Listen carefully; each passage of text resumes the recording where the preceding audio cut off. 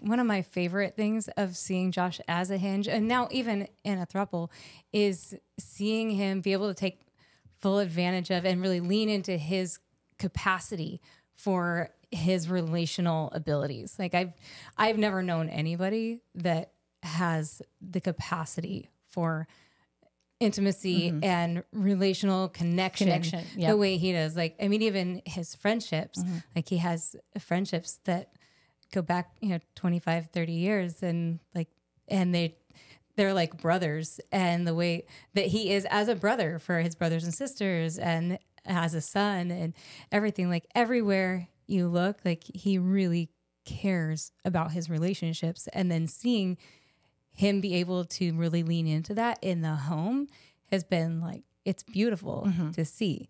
So I think a lot of people that maybe want the support of multiple partners, if you don't have that relational bandwidth, then being in a V dynamic might be more difficult. But for somebody like Josh that's wired for this innately, like it's amazing to see how he gets even better, like the you have Jordan Peterson saying like, oh, if you have a relationship like this, the men are going to, or women are going to be getting less of the man. Like that's not at all how it is. Right. Not at all. Right. And this is definitely, it's on a situational basis and from person to person.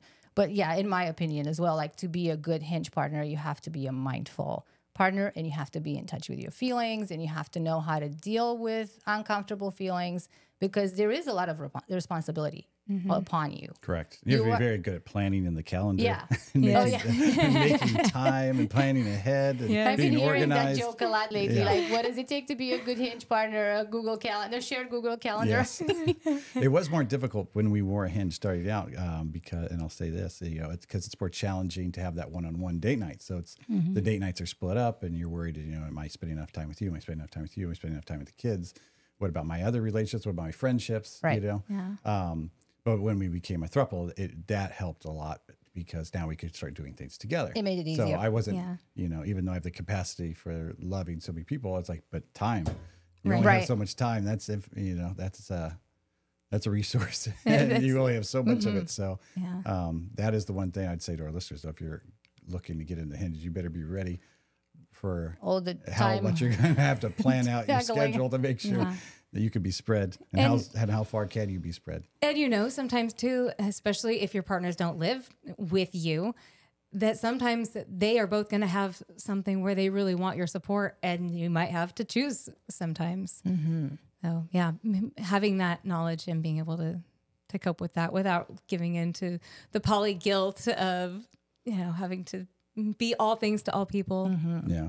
And one very important attribute that a Hinge has to have, it's the emotional ability to hold space for different types of emotions at the same time. Because when you have two partners, especially for a man, everybody knows that women have more emotional ups and downs. So for a man to be a Hinge to two women, one of us may have a good day, one of us may have a bad day, and you have to be there to support both of us throughout that time. So good luck, guys.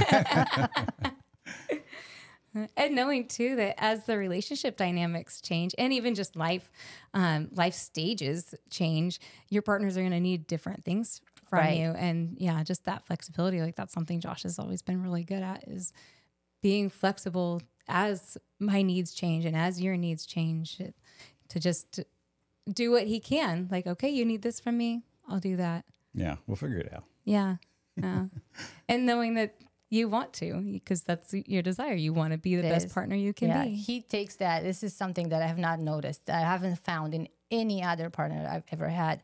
You take making us happy. You take it as your duty, as your responsibility. I can see it. I can feel it. You are taking it very seriously. You're not trying to get away from like, oh my gosh, she's having a bad day, I've got to get out of here. Or like, she's not happy. Oh, bitches be crazy, No, you take it very seriously. Like, it's your job. If we're not happy, even if it's not your fault, you still think that you might have done something. Like, you haven't done something as much as you should have, You look like you're having a tough day. Would you like to go to Torchy's and get some tacos and margaritas? At 10 a.m. Yes, please. Yes.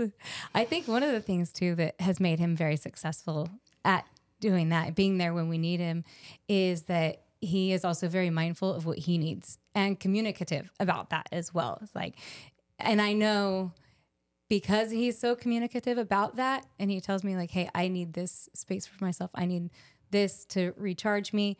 I know that if I'm having an off day and I need something more from him than I usually do, that he's not going to say yes at his own detriment. Yeah. Yeah. So I know like I can always come to him and say, hey, I need this. And he'll be like, okay, yeah, absolutely. I can do that for you. Or like, okay, I hear you. And yes, I want to meet that need, but first I need to take care of, you know, like the whole oxygen mask, you know, you put your own oxygen mask on first and then I can take care of you. Yeah. And I just always know that I am going to be taken care of. Yeah, that is one of the common pitfalls of being a hinge, where you're trying so hard, like especially for someone like you, if you don't know how to take care of yourself first, you will try to please everyone until you're just spent.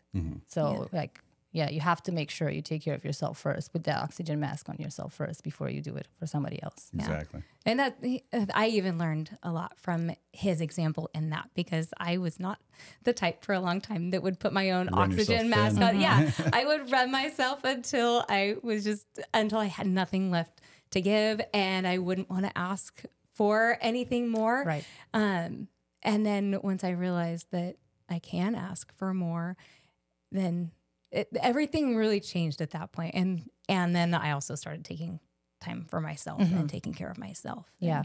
And Yeah, definitely. Like for me, that is my main, like what's my strength is like taking care of myself. I know that if I'm not taking care of myself, like I need my little alone time, then everything's just going to like unravel. It's going to be a disaster for everyone involved. Yeah.